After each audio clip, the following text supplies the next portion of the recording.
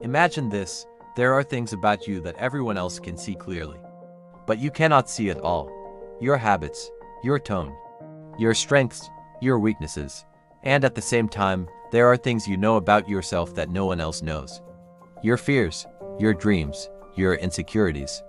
And then there are things about you that neither you nor anyone else has discovered yet. Hidden talents, untapped potential, abilities waiting for the right moment. All of this forms an invisible psychological structure known as the Johari Window. It is one of the most powerful models for understanding self-awareness, communication, and human relationships. Today, we are going to explore the fascinating origin of this model, what the four quadrants really mean, why it matters in leadership, business, and relationships, and powerful real-life examples that will change the way you see yourself and others. The origin of the Johari Window. The Johari Window was developed in 1955 by two American psychologists, Joseph Luft, Harrington, Ingham. They were studying group dynamics and interpersonal communication. Their big question was simple but profound. Why do people misunderstand each other so often? They discovered that the problem usually wasn't intelligence. It was lack of self-awareness and lack of shared information. So they created a simple framework to explain how information about a person is distributed between what you know about yourself and what others know about you.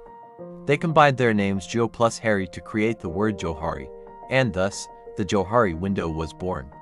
What started as a simple classroom tool soon became one of the most widely used models in psychology, leadership development, corporate training, team building, counseling, coaching, and relationship therapy, because it explains a universal truth. Every human being has blind spots. The four windows of human awareness. The Johari Window divides human awareness into four quadrants. Imagine a square divided into four sections. Each section represents a different layer of self-knowledge. 1. The open area, the arena. This is the information that both you and others know about you.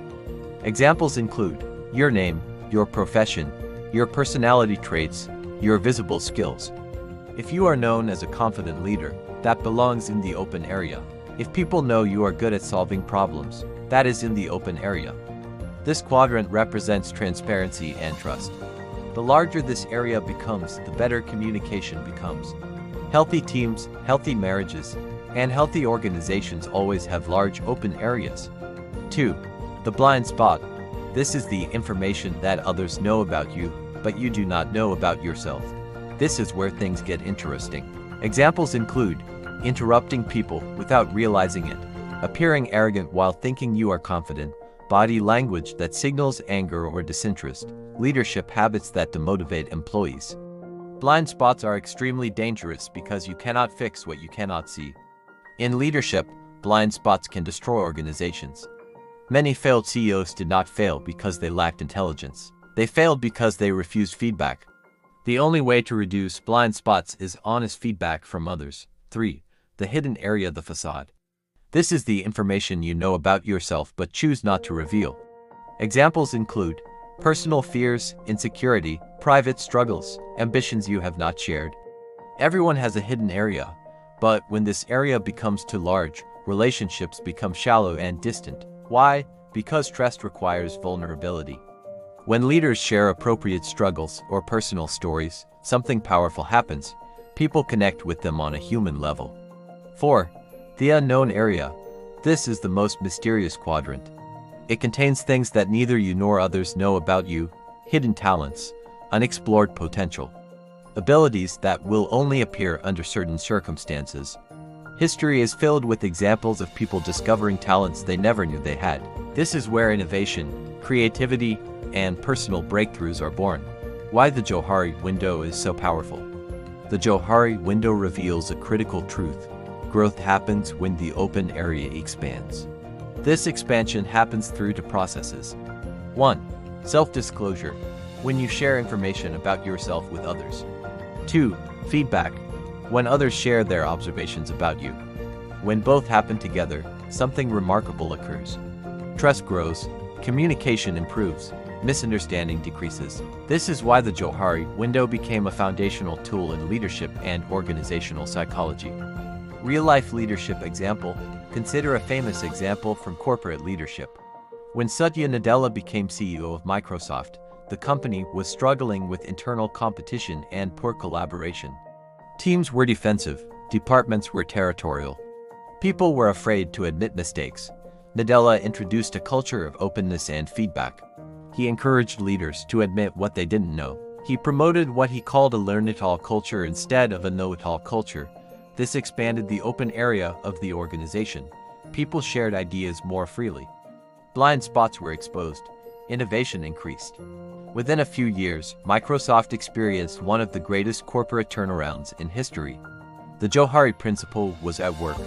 Business application example: imagine a company where a manager believes he is an excellent communicator, but employees think he is intimidating and dismissive. This is a classic blind spot. Without feedback, the manager will continue thinking everything is fine.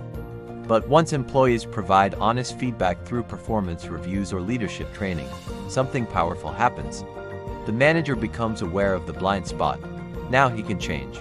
This is why modern companies use tools like 360-degree feedback, leadership coaching, peer reviews. All of these are designed to reduce blind spots and expand the open area. Relationship example. Now let's bring this closer to everyday life. Imagine a marriage. One partner feels emotionally distant, but never says anything. This stays in the hidden area. Meanwhile, the other partner thinks everything is fine. Over time, resentment grows. But if that partner expresses their feelings openly, the hidden information moves into the open area. Now both people understand the situation. Now the relationship can improve. Many relationship breakthroughs happen simply because people finally say, "This is how I really feel." Personal growth example. Some of the greatest discoveries about ourselves happen when we step into unfamiliar environments. A quiet student might suddenly discover leadership ability. A shy employee might discover public speaking talent. A person who never exercised might discover they are an excellent athlete. These discoveries come from the unknown quadrant, which is why growth requires new experiences, challenges, experimentation. How to use the Johari window in your life.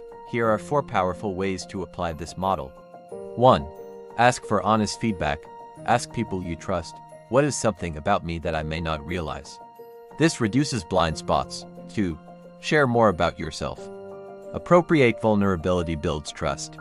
Leaders who share their struggles often create stronger teams. 3. Try new experiences. This helps reveal talents hidden in the unknown area. 4. Practice self-reflection. Journaling, coaching, and introspection help uncover hidden patterns. Final insight. The greatest barrier to personal growth is not lack of intelligence. It is lack of self-awareness. The Johari window reminds us that every human being is partly visible and partly hidden. But the more we seek feedback, the more we share honestly. The more we explore our potential, the larger our open window becomes. And when that window grows, something extraordinary happens. We become better leaders, better partners, better communicators, and ultimately, better versions of ourselves.